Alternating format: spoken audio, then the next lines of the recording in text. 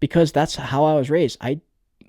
My opinion and my thoughts on stuff didn't matter growing up, or that's the way that I perceived it based on the way that they treated me. Not in a bad way, just was kind of like indifferent, I guess is the best way to describe it. So I am indifferent to them.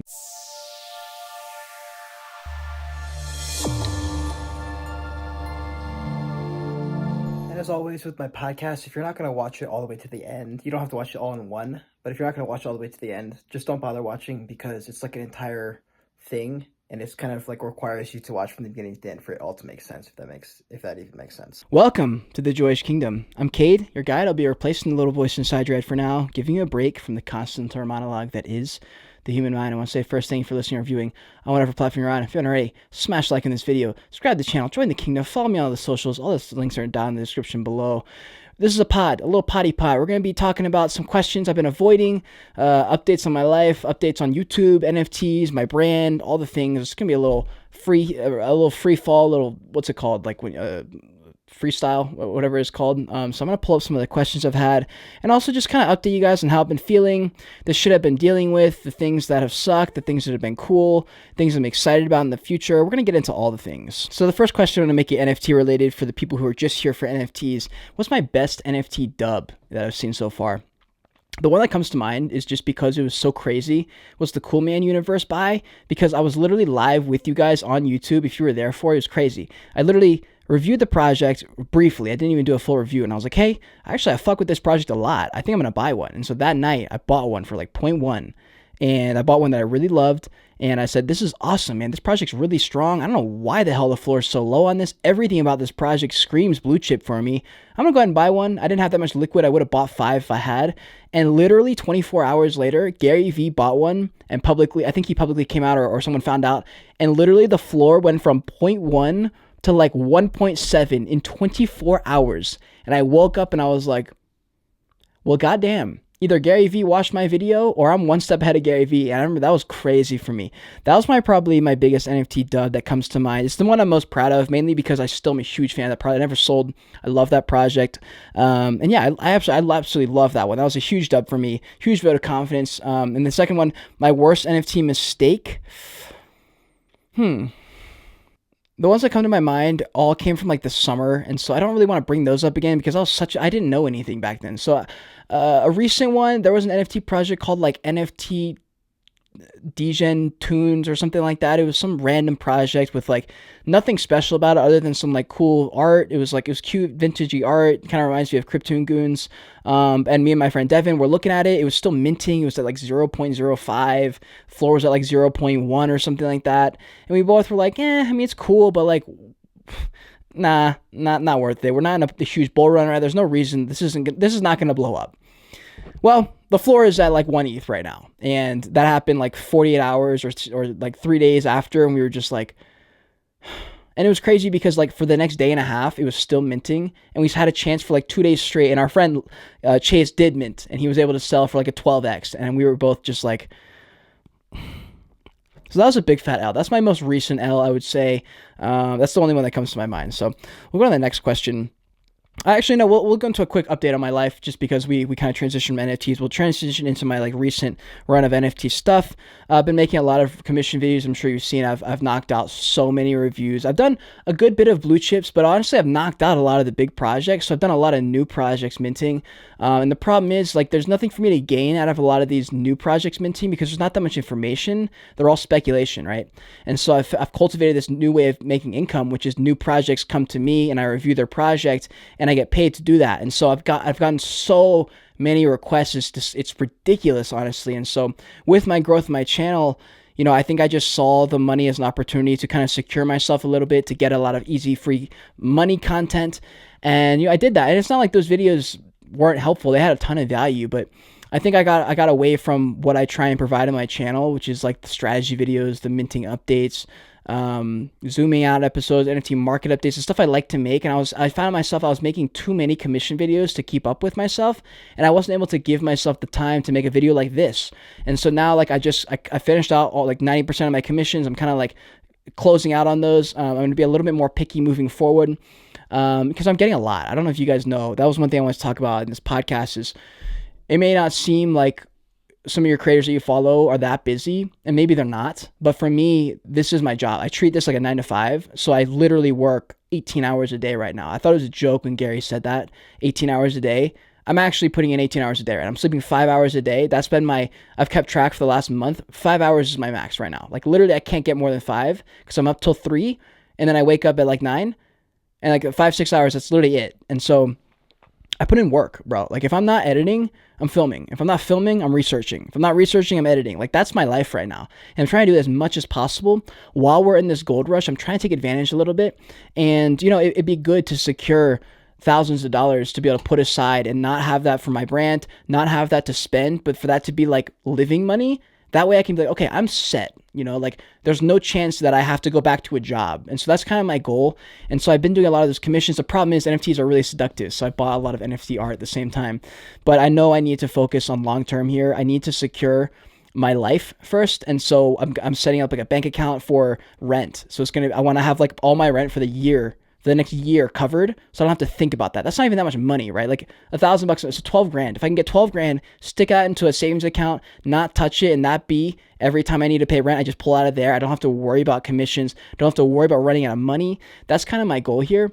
But yeah, I think, my point there was that I'm getting to the point where I'm getting so many notifications is crazy. Like I'm checking my phone. This is the excuse I'm making. I'm checking my phone like every 30 minutes to clear out updates and to clear out notifications and respond back to people.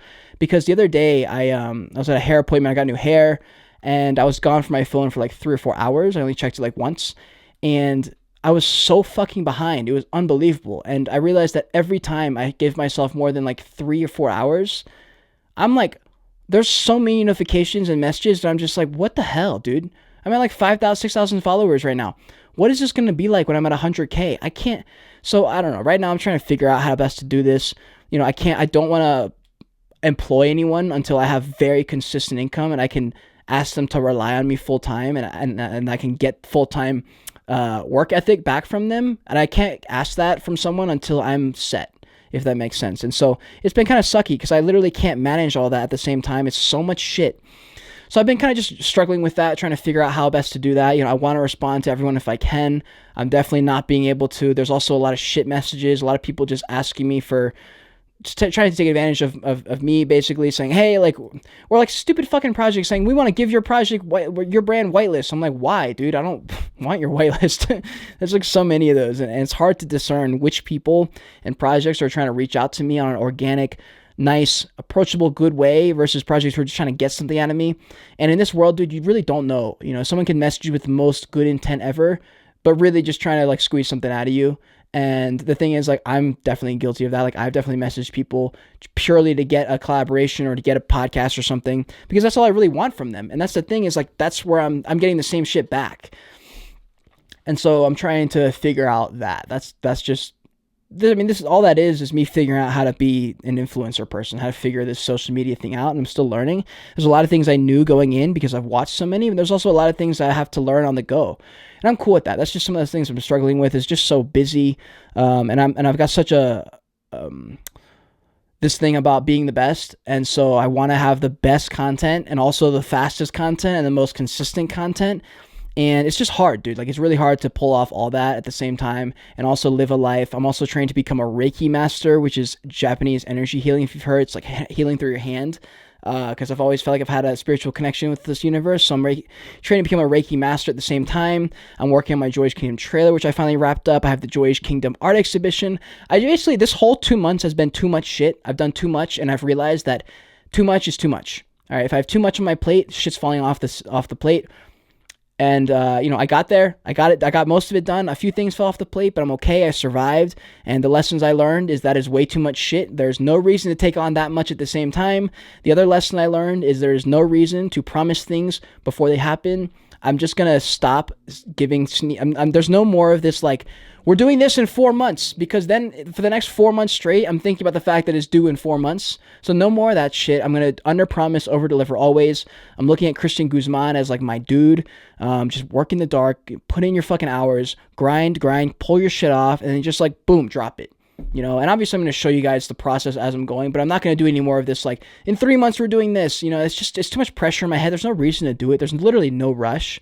And I think in my head, I'm like, well, I want to do this NFT project at some point, but there's no rush, dude. This NFTs are going to be around, and NFTs are going to evolve. And the way I want to do my NFT project, it makes more sense for me to wait until the market has matured and isn't this stupid goal rush minting, when whitelist thing that I don't want my project to be. I want it to be way more like, not mature, but like more like real, more legit, not so much like dumb bullshit project mentality. I want it to be like, yo, this is a literal business, like I'm securing my LLC as soon as I move to Minnesota.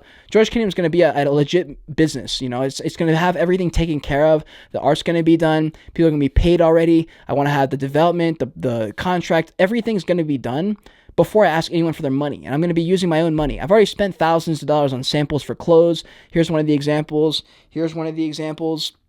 And you know what? It's just like, and yeah, I want to do it different. I want to do it right. And I think I can be the best. I really think I can. I just think I'm getting caught up a little bit. I'm trying to make money, but also trying to make the best content. And I'm trying to do it as fast as possible. But then it's impossible to do it fast enough because there's content creators out there who are taking advantage of the promotional NFT market and selling people on new projects that are 1,000x's and just getting paid to promote videos. And they're getting way more views, right? Because that's the kind of content they're pushing. And so I know I'll be here long term. I know I'm here to provide a bigger value to this world than whitelists and promotional videos about NFTs. Like I had this hater come on from the Starcatchers team, just like absolutely so angry at me because I didn't say this project was going to go to the moon, basically. And at first I was like, damn, bro, this guy's really fucking mad. And so I went back and watched the video. I was like, okay, this guy's just a piece of shit. And I also realized I didn't even get that upset. It kind of lingered in my head for a couple hours. And I noticed that, you know what?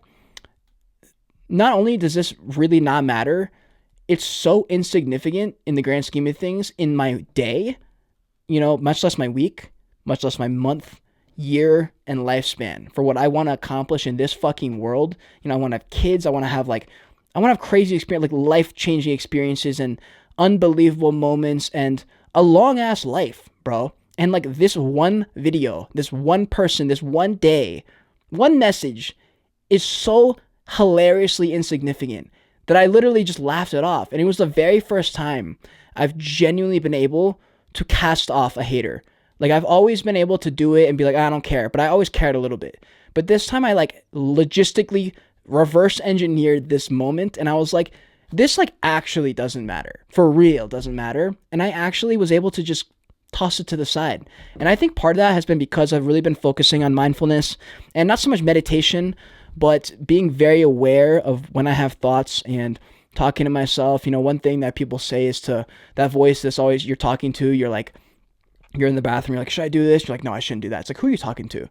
And so this video I saw on TikTok, I think it was like, you should name that voice and give it a personality, give it a person, kind of like Yugi with Yami and Yu-Gi-Oh, if you guys remember.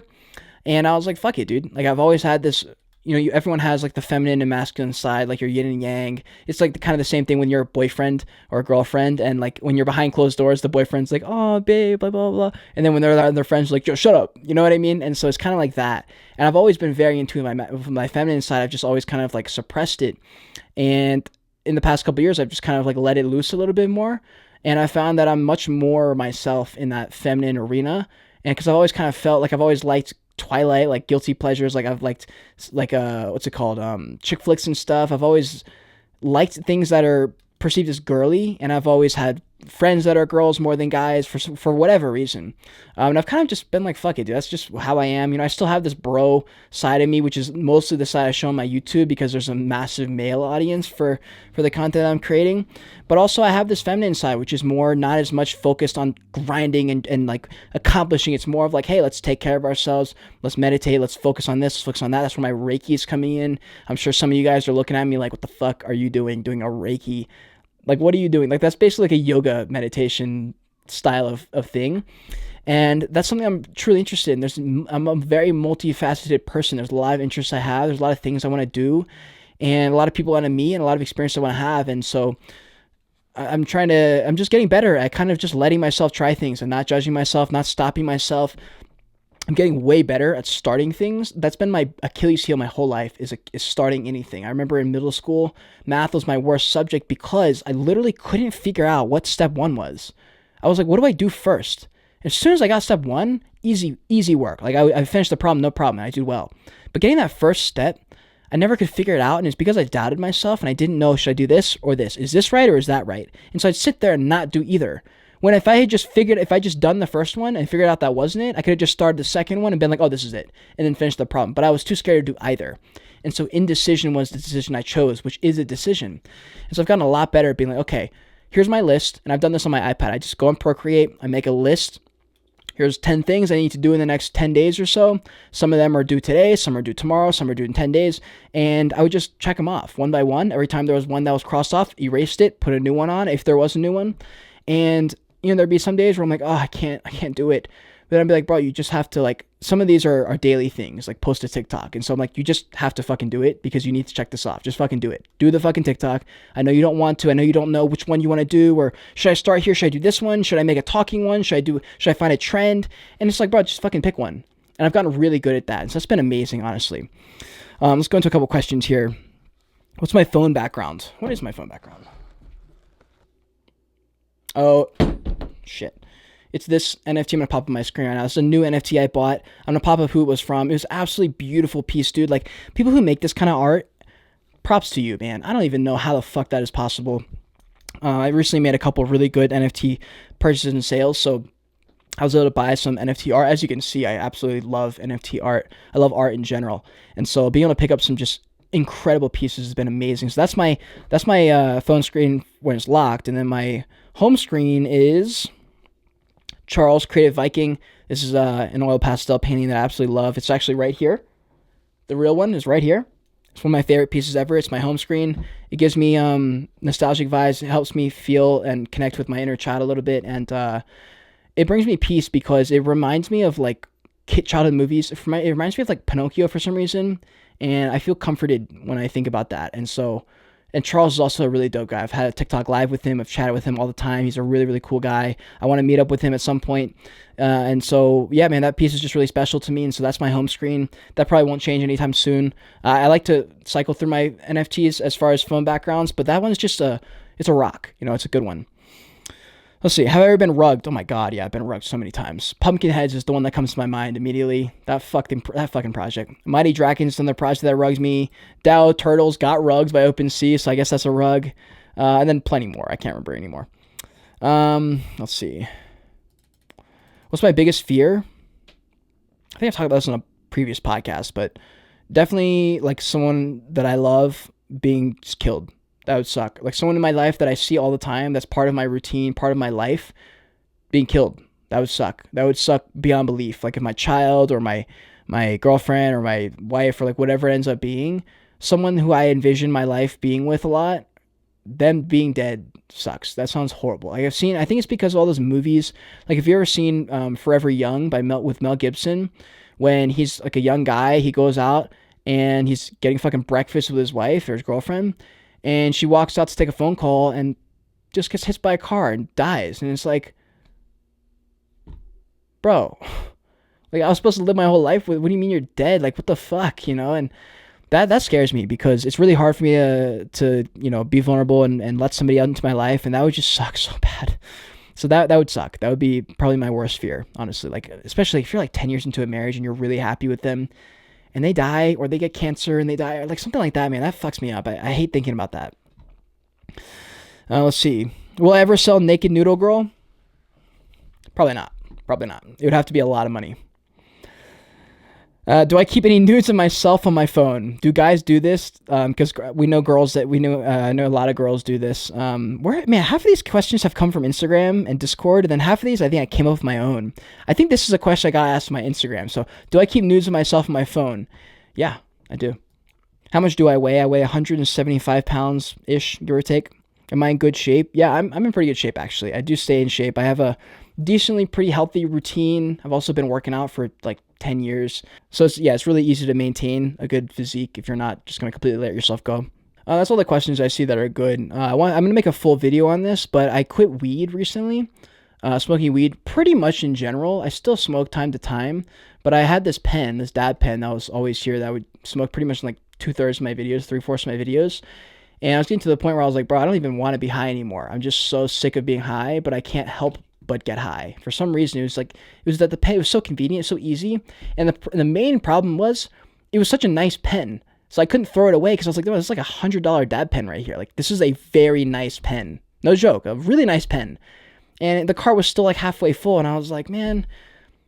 So for like a month, I dragged it out. I was like, okay, I'm just gonna. As soon as I'm done with this pen, I'm done. I'm gonna throw it away. And man, that last couple days, I was like, bro, fuck, I really love my pen. It wasn't even about the weed. It was literally not about the weed. That last month was horrible. Like, it almost killed my passion for weed. I love weed as far as the natural bud. I'm pretty much done with smoking wax out of the pen. I'm done with that. It was horrible. It's not the right kind of high that I want. I mean, it is. It is a good high. It's just too convenient. And I was starting to chase like the habit of smoking it and hitting it, which it's not good. And so I want to smoke weed because I want to smoke weed. So I'm still working on that. I'm still trying to integrate weed every now and then. Every few days, I'll go out and smoke like actual bud. And it's still not good, dude. It's still not good. I still have a horrible relationship with weed currently. I have a great relationship with weed, but currently, because of that last couple months with that pen, it kind of ruined it for me a little bit. And so I'm trying to slowly integrate it back, not get too high, just smoke, like really enjoy the natural feel of burning the bud. If something about that just like makes me feel good. And to not rely on it, and to enjoy it again, and to get back to that. That's probably some of the things. Like, I've been microdosing some psilocybin the past few months, and it's been really good because I've been worried that you get hooked on any kind of drug. You can get hooked on anything. People say you can't get hooked on LSD or shrooms. Yes, you can. I know a lot of people who have. And I'm very aware. Like, I try and be as mindful as possible about just my life in general and everything. And I constantly, every single day, I check in with myself. And this isn't some bullshit. Open up my notebook and like, how am I doing today? Journaling. Like, no. I'm going to show you exactly what I do. I'm not going to show you, but I go into every single morning. I started doing this in the morning because I watched some podcast, and you've heard of like the ice showers. I don't do any of that shit, but what I do, because this is very easily, consistently possible for me. I can do this every day because it feels good. It feels good to do it, to get it done, and it feels good to do it at the same time. So what I do is I go in the morning, I turn on a warmish hot shower, hop in for probably 3 minutes, wake up a little bit, feel warm, feel good. I get on my hands and knees, like on all fours, like doggy style, right? And then I look at my hands. As you guys know, I have the Joyage tattoos on my hand, and I stare at them. Like, I'm looking at them as if you're like laying in the rain kind of thing, as if you've been beaten down and you're looking at your hands like, holy fuck, I just got the shit kicked out of me. And I just visualize, I just see Joyage, and I just build my belief in the brand, and I build my belief in Joyage. And I sit there, and this is where I'm like, am I good? Am I okay? And then a lot of times I'll lean down like this and put all my weight there and kind of just like breathe and just be like, and just really, really let go of some of that tension and check in. I'm like, yo, am I good? And if I'm not, I'm really, really, as if I'm talking to a kid who has abusive parents kind of thing, is how I talk to like my inner self now. I've worked on that for 2 or 3 years now to get to a point where I genuinely have a good relationship with my inner self. I don't beat myself up anymore. I used to do that all the time where I would, if you've seen BoJack, there's an episode where he's talking to himself and he's like, yo, you're a fucking idiot. You shouldn't have done that. You're so stupid, blah, blah. I used to do that. Everyone used to do that. But over time, the past 3 years, I've been able to fight and combat that by being aware, by practicing, by saying it when I didn't feel like it, by sitting there. And every time I did say, I hate myself, or you shouldn't have done that, or you're stupid, I would literally counteract it. I've been calling it patchwork for months. If you've been following my channel, I call it patchwork. You guys know this. It's called patchwork because you're patching your work. You're patchworking. Like, every time you fucking call yourself a piece of shit, you say, no, I'm not a piece of shit. I'm a good person. I'm fine. This is good. I'm okay. And so I've been doing that a lot. I check in. I say, hey, are you okay? I'm here for you. I hear you, as if I'm talking to a kid. Yeah, like all those things. And yeah, I check in on myself every single day doing that. And then as soon as I'm done with that, I turn the shower to ice cold, and I sit there and I fucking shadow box. I shadow box in there to keep myself from like freezing and like shivering. And I literally shadow box. I turn this way, turn all the way around, and I do that. I wake myself up with that ice cold water. And then I get started with my day. And so that's been a couple of things that's been really good. Having something in your day, whether like it doesn't have to be that, it can be whatever, something that's personalized to you. That's a random ass little ritual I have in the morning, right? I made that up. It fucking happened over time. It started with me leaning against the shower wall, and then it turned into me like lying down on the ground. At one point it was me laying on my back, and I didn't like that as much. Whatever you can do that feels good while you're doing it, before you're doing it, when you're thinking about it, and after you're doing it that you're happy you did it. Whatever that is, where you can find that, where it's the perfect trifecta of like, this is consistent because I actually like doing it, do that. And that way you can check in every single day, every single 24 hours. I know that will happen. So it's a really good way to stay regulated inside, and it's been really good. And some of those habits, I guess you could call them, are really good. And I don't do them every day. It's not every single day, 365 days a year, but it's definitely mostly 7 days a week. Like probably a lot of times it's 6 days a week. I'm sure there's a day in there that I miss. I don't have time, right? I wake up late. I'm in a rush or something. But for the most part, I prioritize that. And it's not one of those things that I feel like I have to do. It's not one of those things that takes too long. If you guys were following my channel a year ago, there was a video I made called running 6 miles a day or something like that. And it was basically me trying to figure out how to get a morning routine. And I was so stressed the whole time doing this morning routine because it was taking too long. And I was like, man, this thing's supposed to be here to literally do the opposite. It's supposed to like help me have a great day, not have a horrible day. And so for the next year and a half, I just tried every single morning routine. I went months without one. I convinced myself maybe I'm not someone who can do routines. But what I've found is that everyone needs routines. It's just the way you define routine is different for everybody. The way you do a routine is different from everybody. And a routine doesn't have to be the standard routine that you see where it's like boom, boom, boom, boom, done. It can just be like, oh, I'm going to do one of these things today. Another one is, I forget what her name is, Mel Robbins, I think. She said something about a 5-second rule. I tried that out. Didn't work for me. It was one of those where you count down from 5, 4, 3, 2, 1, then you go. That doesn't work for me. But one thing that does work is high-fiving yourself in the mirror. I don't do that, actually. I do a fist pound, and then I also do this. If you've seen Braveheart, there's a scene at the very end where he walks up to Bruce and he says, unite us. And they basically do a partnership kind of thing. And at the end, he says, unite us. Like, you're the one who can do this. And he holds his hand out, Braveheart, or Mel Gibson, William Wallace. And Bruce just goes, and they partnered up, and then he fucking like lied to him and he like abandoned him and all that stuff. But I visualize that, and that's a pact with myself. I say, okay, let's fucking do this. And then let's fucking do this. And I have my back. You're the only one who has your back. You're the only one who you go to bed with every day. Doesn't matter if you're in a relationship or not. You're the only one who is always with you and will never let yourself down. You can't let yourself. You have no choice, right? So you have to keep going. And so you have to build that relationship. And that's something I've been working on for a long time now. And so that's where Reiki came in. The past few months really have been hard. And so I've been really leaning on that. And so Reiki has been something that has been inevitable. I've been always wanting to do something like that. I've always thought about doing some kind of, Eastern style thing. And so at one point I wanted to do massage therapy. I still am going to do massage therapy. I think I've loved the idea of doing massage therapy. And I thought about doing meditation or yoga, and I don't fuck with meditation that much. It's fine, but it's not something I want to do like that. And yoga, same thing. It's cool, but not something that I find to be that amazing. Reiki is something that I love. And there's a virtual way to do Reiki. I saw a couple TikTok people who are Reiki masters, and I saw the way they were able to literally fuck with my mind a little bit in a positive way. And I was like, yo, I could do that. I could do that. And so I was like, okay, how the hell do I become a Reiki master? Well, you fucking sign up for this course and you spend the next year training yourself and you pass all these tests and certifications and you get accredited and you become a Reiki master. Level 1, level 2, level 3 until you're a full-on master.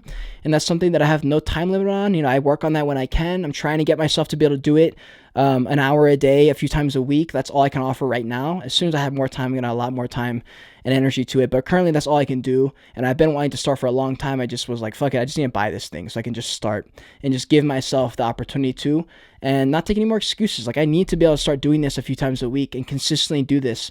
And so I made it a priority, dude. And in this life, nothing is ever going to happen, and I've been working on this Joyage Kingdom trailer in the past couple weeks too a lot, and rewatching some of those moments, it's been pretty crazy watching back and editing that video was very hard for me, actually.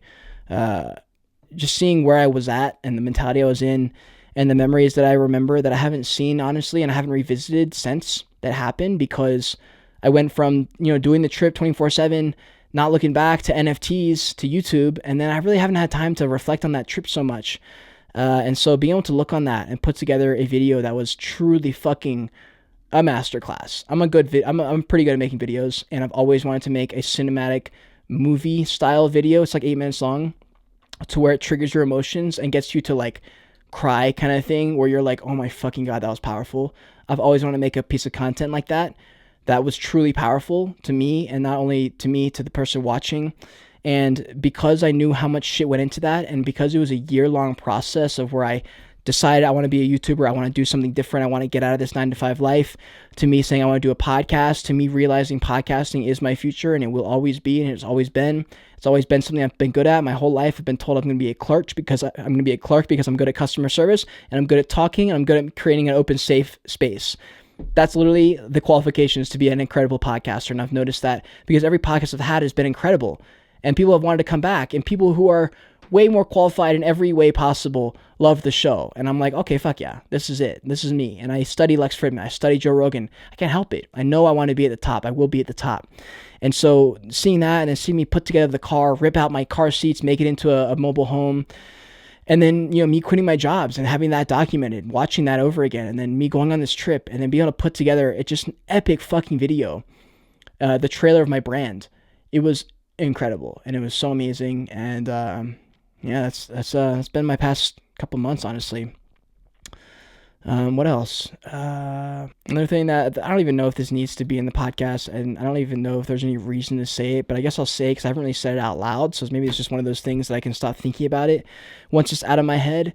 Is with haters and supporters and like friends and family and stuff like that.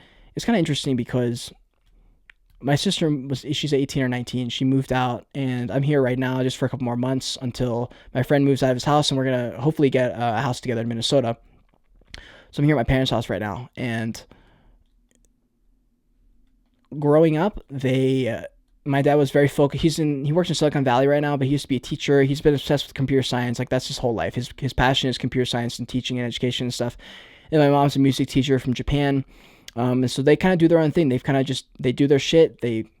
Very standard white collar family, like white family. Just like go to work, come back. The classic, like a restaurant, like if you're working at a restaurant, this, the classic 4-person family who walks in, they don't say much at dinner. They just sit there, they order fucking hamburger and fries. They all get waters, Diet Coke. That was like it was just very like standard and boring, and I remember thinking that my whole life. And, me and Hannah, my sister, would say things, and they wouldn't really care. I mean, I know they care, but they didn't really say anything or act like they care, act like they loved us, or show us any of that connection, emotional side at least. So they never really connected with our emotional side. And now we're older. I'm 23, she's 18. I'm getting to a point where it flip-flops. It's like a joke with families that as soon as the kids are out ready to go, the parents are like, wait, now we want to like be your friend and kind of thing. And growing up, your parents are your parents.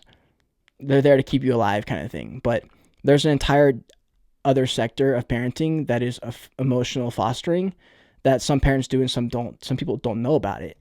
And for me, that's something that's been so obvious to me. It wasn't obvious to them, and it was very hard for them to accept it. I think with their parents, they were the same. They didn't really show any emotion, so it was like hard for them. But the problem is like that affects us, the kids, right? And so now we're at a point where I don't care about their opinion about something. I don't care if they support me. I don't care if they believe in me, because they never really showed they did growing up. And so it's weird now that I'm seeing the success in YouTube, and they're genuinely happy for me.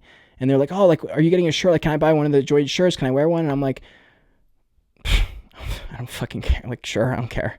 Like, I literally, it was weird because you want to care. I wanted to care. I want to be happy that they're happy about me.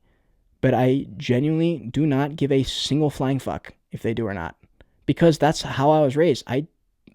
My opinion and my thoughts on stuff didn't matter growing up, or that's the way that I perceived it based on the way that they treated me.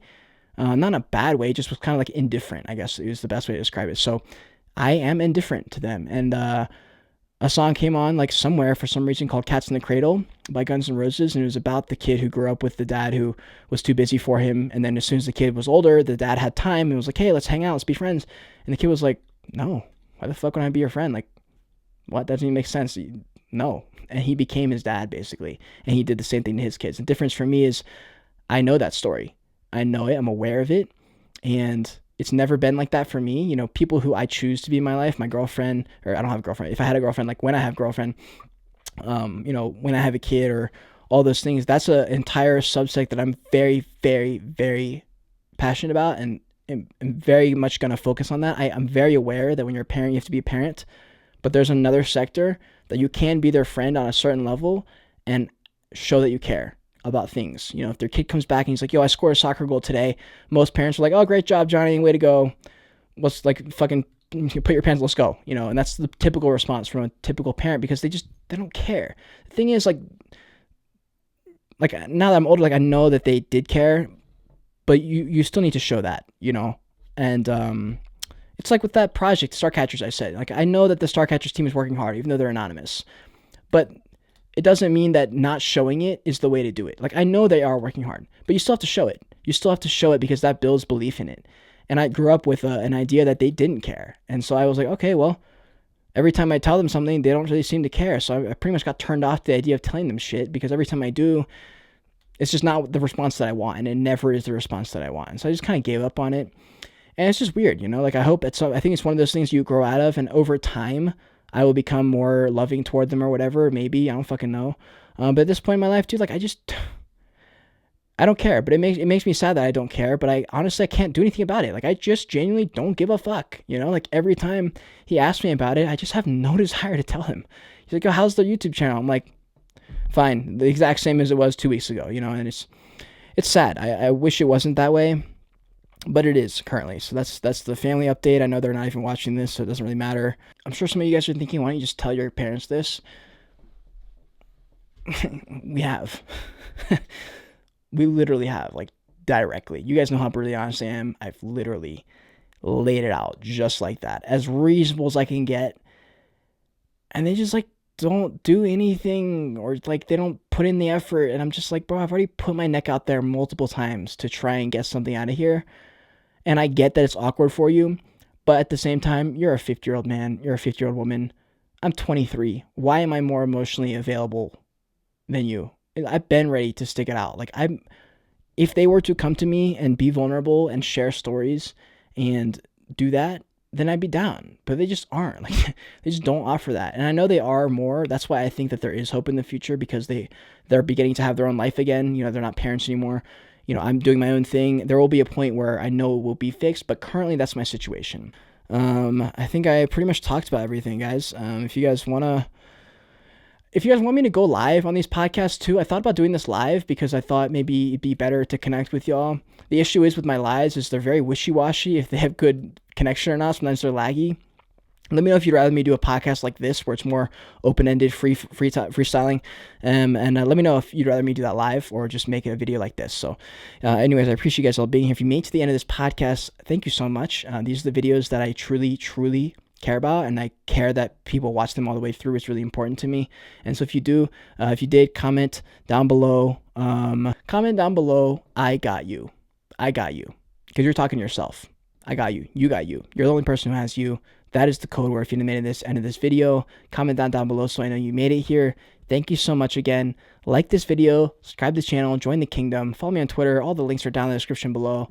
I appreciate you guys all being here. If you want to see more of me right now, click on one of these boxes on the side of me. Until next time, continue on your Joyage. Continue to learn. Be grateful for your life watching this video.